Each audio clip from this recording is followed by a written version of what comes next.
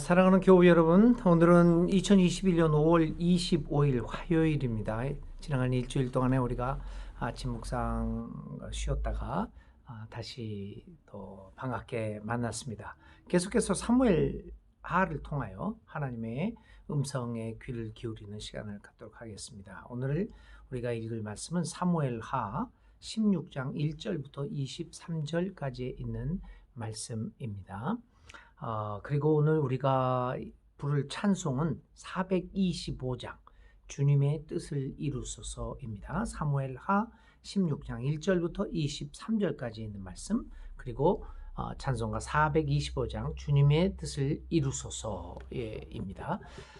그런데 오늘 1절부터 23절까지를 다 읽지를 않고요. 6절부터 15절까지 있는 말씀만 제가 읽도록 하겠습니다. 여러분들도 집에서 사무엘하 16장을 찾아보시면서 6절부터 15절 소리내어서 저와 함께 읽도록 하겠습니다.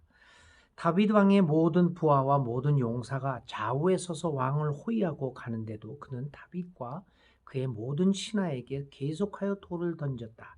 시므이가 다윗을 저주하여 말하였다. 영영 가거라.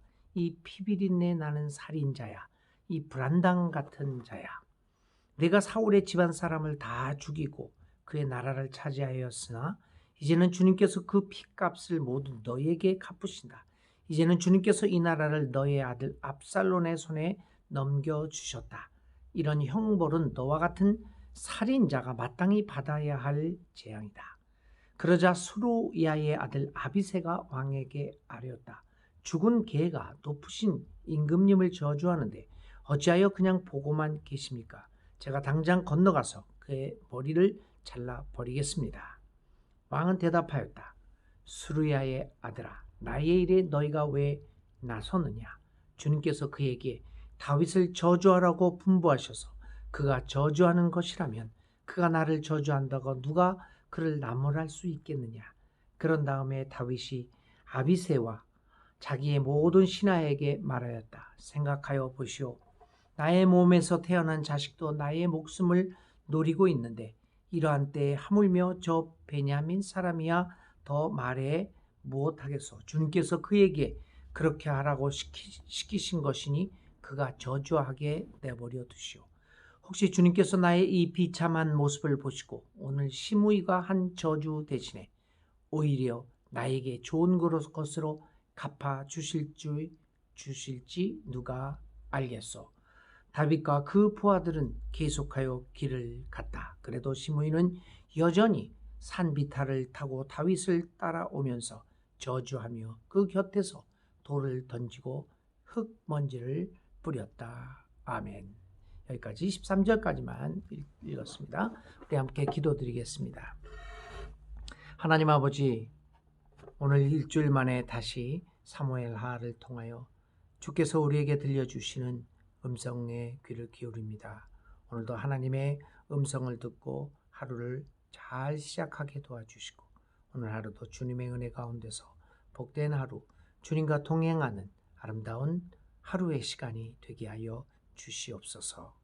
예수님의 이름으로 간절히 기도를 드립니다. 아멘. 사무엘하 16장은 이제 압살롬의, 우리 15장에서 이제 압살롬이 굉장히 반란을 일으켰지 않습니까? 이 압살롬의 반란을 피해 피난을 떠나는 도망가는 다윗의 망명길에서 발생한 몇 가지 사건을 다루고 있습니다. 첫째는 이런 사건이 있습니다. 무비보셋, 그 사울의 요나단의 아들 중에서 다리에 장애를 가지고 있는 무비보셋.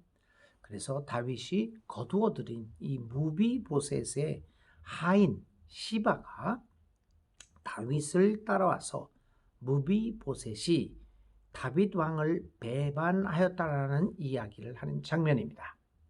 그것이 이제 첫 번째 망명길에서 나타난 사건이고, 둘째는 사울의 친척 중에 하나인 시므이가 다윗을 크게 저주하는 사건, 그리고 이 사건에 대하여 다윗이 보여준 반응입니다.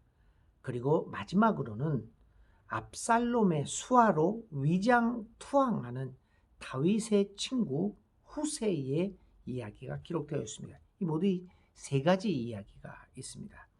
이 다윗은 피난길의 경험을 통하여 다시 한번 하나님이 자신의 삶을 어떻게 주관하고 인도해 주시는가에 대하여 깊은 성찰을 하게 됩니다.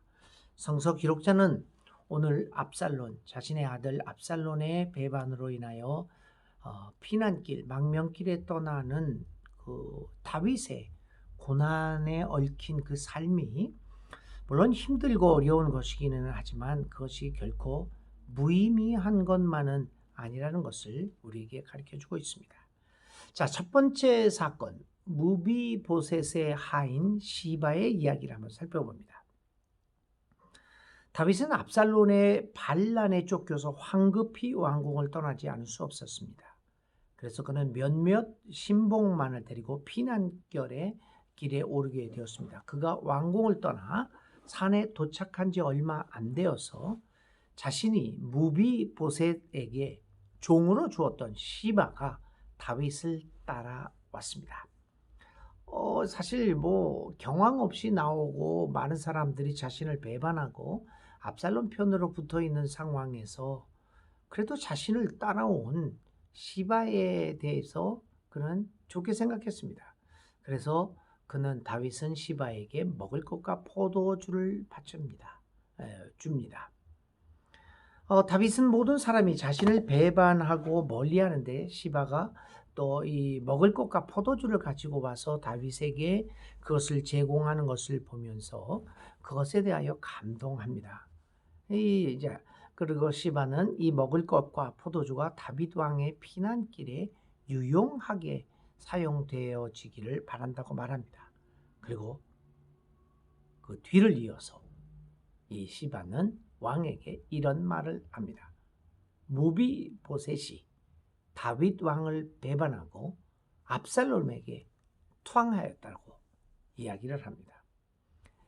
이 말을 들은 다윗은 굉장히 화가 나지 않을 수 없습니다. 그래서 격분한 다윗은 무비보셋의 모든 재산을 시바에게 차지하도록 허락하고 맙니다.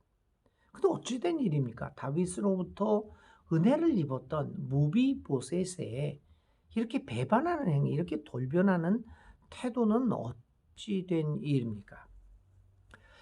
그런데 사실 시바가 했던 이 보고는 후일 거짓으로 드러나게 됩니다. 사실이 아니었습니다.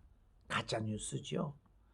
시바는 자신의 이익을 챙기기 위해서 자신의 상전을 모함하기를 주저하지 않고 이 가짜 뉴스를 다윗에게 전합니다. 그러나 문제는 거기에서만 찾아볼 수 없습니다. 우리는 시바의 보고를 그대로 받아들이고 조금도 의심 없이 그것이 가짜 뉴스라고 하는 생각을 하지 못하고 그것을 곧이곧대로 사실이라고 인정한 다윗의 문제를 지적하지 않을 수 없습니다.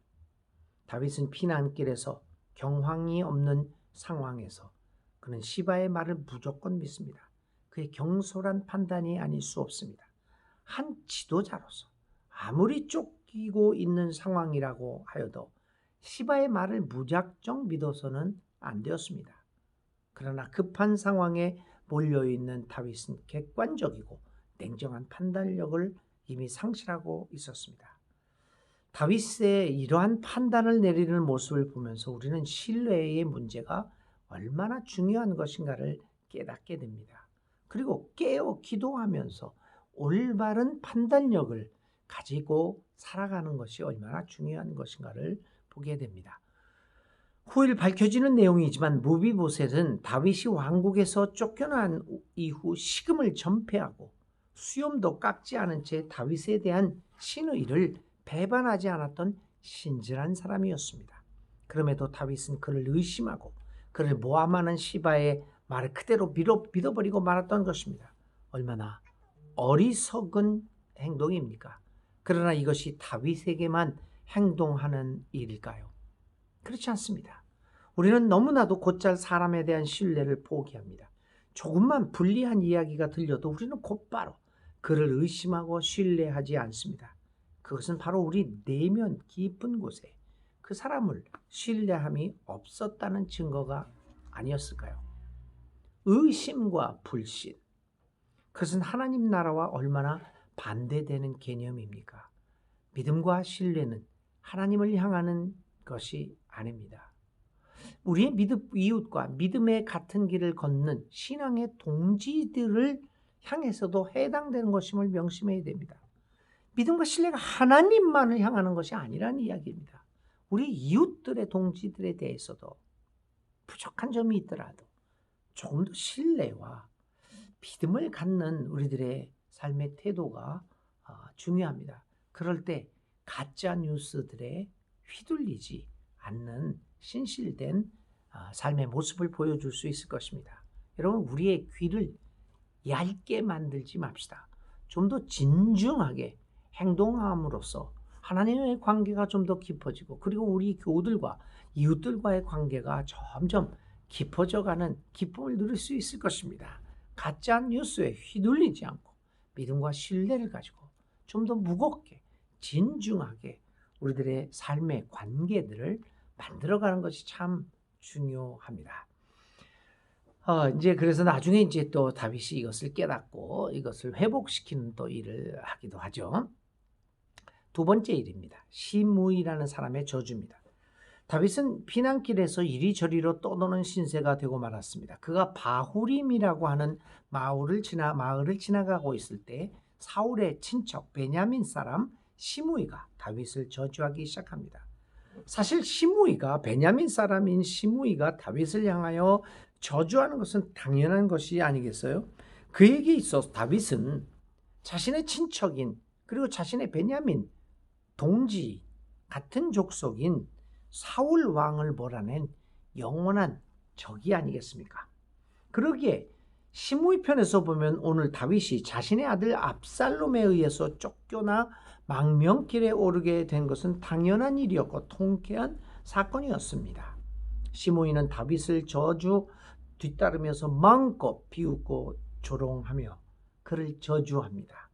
우리는 이 사건에 대하여 두 가지 측면에서 관심을 기울여 볼 수 있을 것입니다. 먼저 시므이의 태도입니다. 그의 심정은 이해될 수 있는 것이긴 하지만 이 같은 저주는 결코 건강한 사람의 살아가는 모습이 아닙니다. 자신의 분노와 원한을 해소시키지 못하고 마음껏 퍼붓는 모습은 건강한 인격의 소유자의 모습이 아니라고 볼 수 있습니다. 결국 이런 건강하지 못한 인격은 후일 그 자신의 삶을 파멸하게 만드는 결과를 낳게 될 것입니다. 그 후에 우리는 사무엘하 19장 19절 이하에서 시므이가 어떻게 삶이 파멸되는가를 보게 될 것입니다. 믿음이라는 것은 이러한 생애의 분노와 원한을 또 다른 차원의 모습으로 승화시켜 나가는 것이 아닐까요?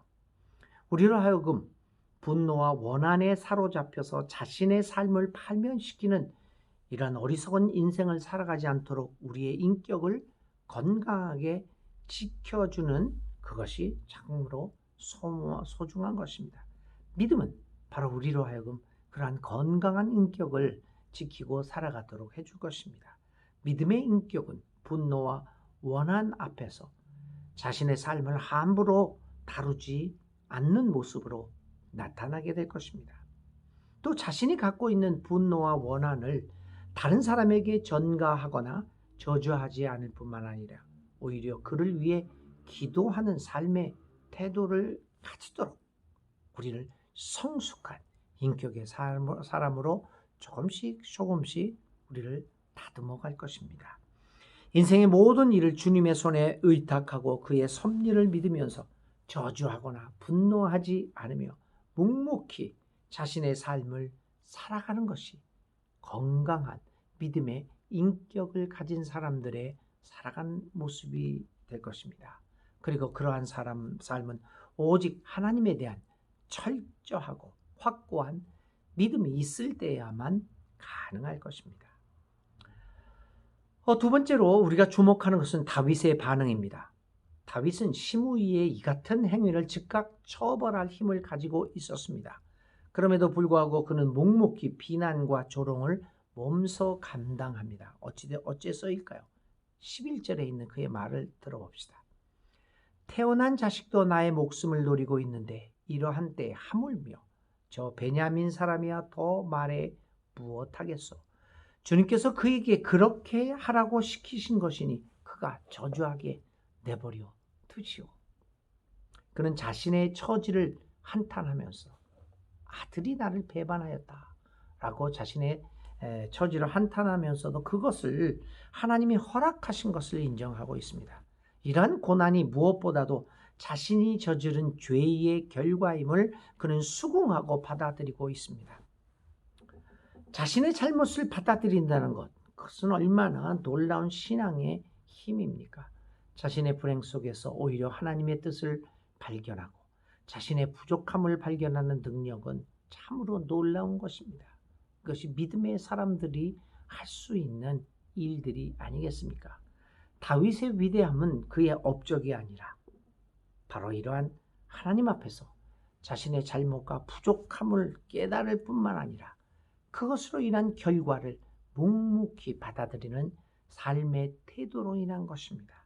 그리고 바로 그로 인하여 다윗은 무수한 잘못과 약점에도 불구하고 하나님 나라와 역사에서 택함을 받고 주인공으로 살아가게 된 것입니다. 오늘 우리는 다윗의 승리와 업적의 위대함을 본받을 것이 아니라 이러한 삶의 가치관을 본받아야 할 것입니다. 이제 마지막으로 후세라고 하는 다윗의 친구의 이야기입니다.